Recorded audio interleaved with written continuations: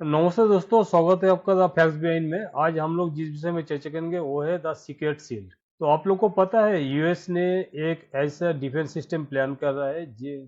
वो लोग का डर है नॉर्थ कोरिया कभी भी न्यूक्लियर मिसाइल से यूएस के ऊपर हमला कर सकता है। उसी से बचने के लिए यूएस ने एक डिफेंस सिस्टम तैयार कर रहा है, वही है सीक्रेट सील। मेरे साथ है आज का गेस्ट ओतनुदा। तो ओतनुदा, आपसे मेरा पहला क्वेश्चन ये है, ये सीक्रेट सील है क्या?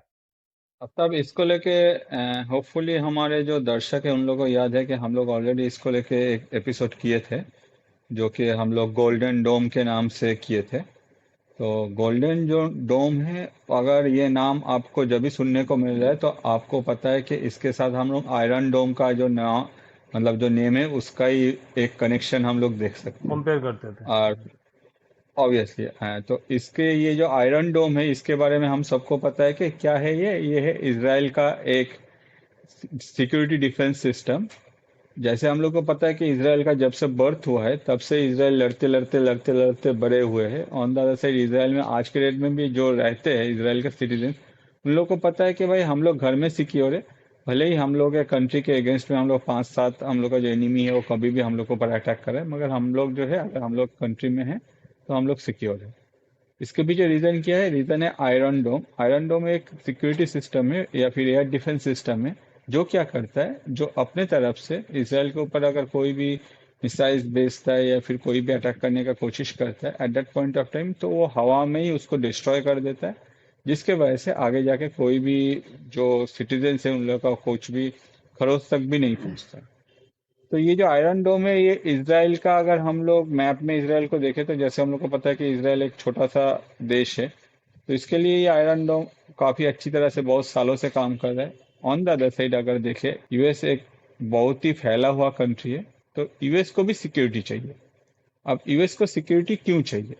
यूएस को सिक्योरिटी इसलिए ही चाहिए क्योंकि यूएस बहुत सारे दुश्मन को लेके चल रहा है, जिसमें वन ऑफ द मेजर जो है वो है, जैसे आफ्ताब आपने कहा कि नॉर्थ कोरिया। ये जो किंग जोंग उन है, सबको पता है कि भाई ये हमेशा से हम अपने साथ ये मिसाइल लेके घूमता है। ऑन द अदर साइड ये कब कौन सा मिसाइल किसके ऊपर चला दे किसी को भी पता नहीं। अगर हम लोग थोड़ा सा पास्ट में जाए तो हम लोग को याद है कि डोनाल्ड ट्रंप का जो फर्स्ट टर्म था उस टाइम में Donald Trump king Jong Un से मिला था।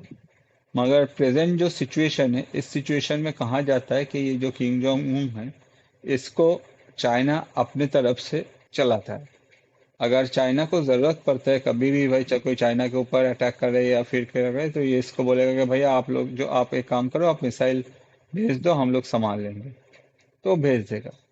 तो यूएस को ये डर भी है आज के डेट में कि बहुत सारे कंट्रीज है जो यूएस के दुश्मन है, मगर यूएस उन लोगों को एक सर्टेन लेवल तक कंट्रोल कर सकता है। अगर कंट्री लाइक जो नॉर्थ कोरिया है इसको कंट्रोल करना मुश्किल है, या फिर ऐसा और भी बहुत सारे कंट्रीज है। तो इस ये सोच के ही यूएस का एक कॉन्सेप्ट है जिसमें यूएस अपने तरफ से कहाँ है, मतलब डोनाल्ड ट्रंप का सोच है कि भाई हम लोग क्या करेंगे, हम लोग एक ऐसा सिक्योरिटी डिफेंस सिस्टम बनाएंगे जो कि सैटेलाइट से आगे जाके पूरा यूएस को सेव करेगा।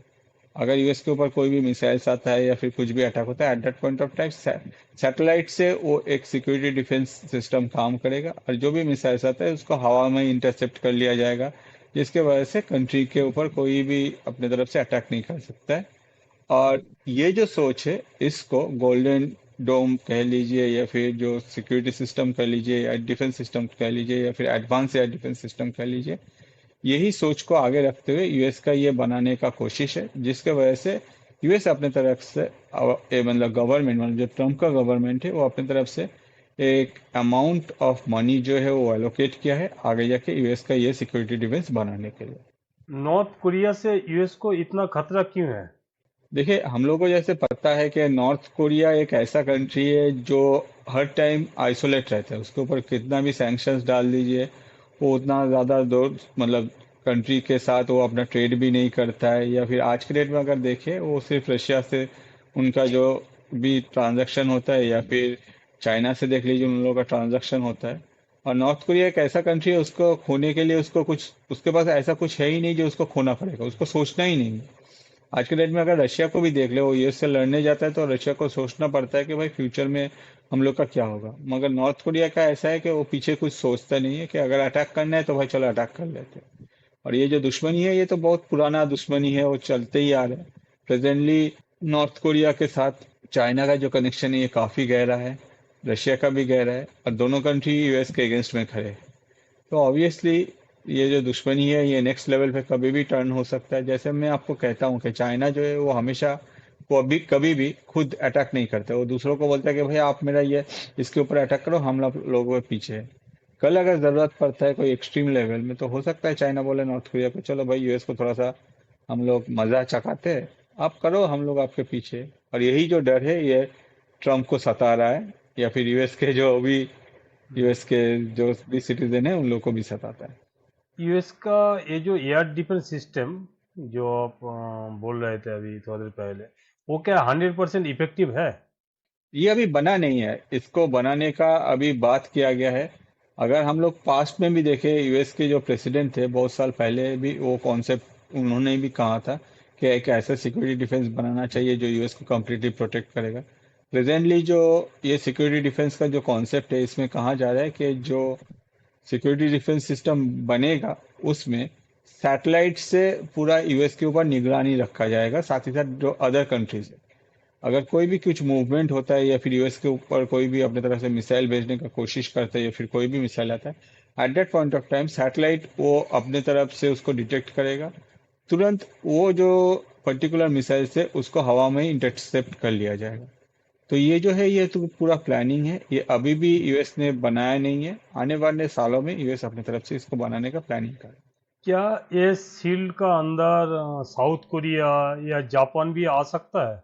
नहीं, देखिए यूएस का जो ये शील्ड है या फिर ये जो बन रहा है ये सिर्फ यूएस के लिए बन रहा है। यूएस अपने तरफ से दूसरा कोई भी कंट्री को इसमें एडेड नहीं कर रहा है अभी तक जो न्यूज़ है।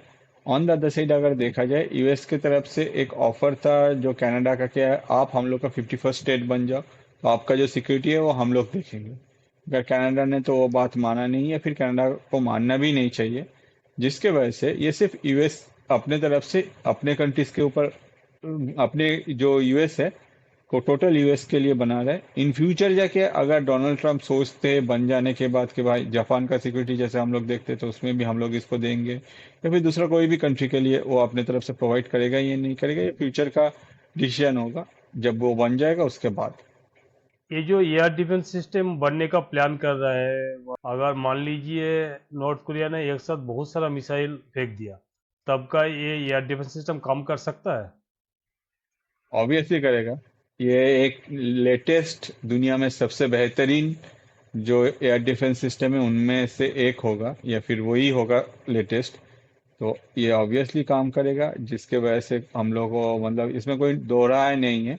जब ये बन जाएगा तब हम लोग को पता चल जाएगा ये किस लेवल पे काम कर रहा है। ये सील बढ़ने में कुछ डिफिकल्टीज फेस करना पड़ रहा है यूएस के? क्या डिफिकल्टीज है, थोड़ा एक्सप्लेन कीजिए प्लीज।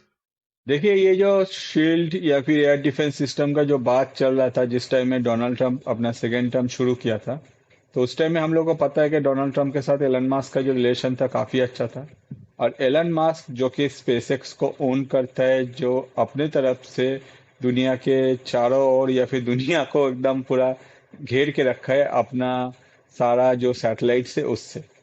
तो नो डाउट उस टाइम में जब ये बात चल रहा था तो ऑब्वियसली इसमें डोनाल्ड ट्रंप का सोच था कि ये अगर ऐसे एयर डिफेंस सिस्टम बनता है तो स्पेसएक्स का या फिर एलन मास्क का सहायता लिया जाएगा, फिर उसका कंपनी को यूज करेगा। जैसे हम लोग को पता है कि नासा का बहुत सारा प्रोग्राम जो है वो स्पेसएक्स अपनी तरफ से जाके फुलफिल करता है, जिसके लिए यूएस गवर्नमेंट भी देख लीजिए या फिर नासा भी देख लीजिए एक सर्टेन लेवल तक एलन मास्क के ऊपर डिपेंडेंट है। ऑन द अदर साइड अगर ये एयर डिफेंस सिस्टम बनता है at that point of time, पहले जब बात चल रहा था तो उस टाइम में ऑब्वियसली स्पेसएक्स का नाम सामने आया था। मगर प्रेजेंटली जैसे हम लोग को पता है कि डोनाल्ड ट्रंप के साथ ये एलन मास्क का जो ब्रेकअप हो गया, जिसके वजह से एक दूसरे का ये दोनों का जो मतलब रास्ता है वो चेंज हो गया। On the other side Elon Musk अपनी तरफ से खुद एक पॉलिटिकल पार्टी भी बना लिया है, जिसके वजह से अभी यूएस गवर्नमेंट का सोच है कि आगे जाके वो अपने तरफ से कोई भी ऐसा काम, अगर ये जो गोल्डन एयर डिफेंस सिस्टम है या फिर जो भी ये एयर सिक्योरिटी सिस्टम है, इसमें एलन मास्क को या फिर उनके कोई भी कंपनी को इंक्लूड नहीं करेगा। तब जो क्वेश्चन राइज होता है तो कौन करेगा इसको, ये कंप्लीट कौन करेगा? क्या ये नासा अकेला कर सकता है? आंसर है नहीं, नासा ये अकेला नहीं कर सकता है। इसके लिए हेल्प लगेगा कोई और कंपनी का, जिसके वजह से कहा जा रहा है कि डोनाल्ड ट्रंप अपने तरफ से जो अमेजोन के ओनर है जेफ बेजोस, उनके एक स्टार्टअप को, उनके एक कंपनी को सिलेक्ट किया है कि आगे जाके यूएस गवर्नमेंट उनके साथ मिलके ये सारा एयर डिफेंस जो है ये पूरा प्रिपेयर करेगा, जो गोल्डन डोम्स है, और आगे जाके ये यूएस को प्रोटेक्ट करेगा। अब ये जो बात है ये अभी तक कुछ फाइनल नहीं हुआ, या फिर हो सकता है कि फाइनल हुआ है वो पब्लिक में नहीं आ रहा है, जिसके वजह से बहुत सारा क्वेश्चन अराइज करता है, क्या ये एयर डिफेंस सिस्टम एक पर्टिकुलर टाइम के अंदर ये कंप्लीट हो पाएगा, या फिर जेफ बेजोस का जो भी कंपनी है वो कंपनी क्या ये कंप्लीट कर पाएगा, या फिर कुछ दिन बाद हम लोग को फिर से देखना पड़ेगा कि ये जो एयर डिफेंस सिस्टम है इसमें एलन मस्क का जो स्पेसएक्स है वो फिर से आ रहा है, और ट्रम्प और एलन मस्क फिर से एक दूसरे के करीब आ रहे हैं। तो इतना सारा जो क्वेश्चन है ये अराइज कर रहा है फ्यूचर के लिए। तो दोस्तों ये था यूएस का सीक्रेट शील्ड, जो एक इनविजिबल डिफेंस सिस्टम है। आप लोग को क्या लग रहा है कमेंट करके जरूर बताइएगा, और हम लोग का पॉडकास्ट अगर अच्छा लग रहा है तो लाइक शेयर और सब्सक्राइब जरूर कीजिए। Thank you. जय Hind. Thank you Atul. Thank you Aftab. जय हिंद।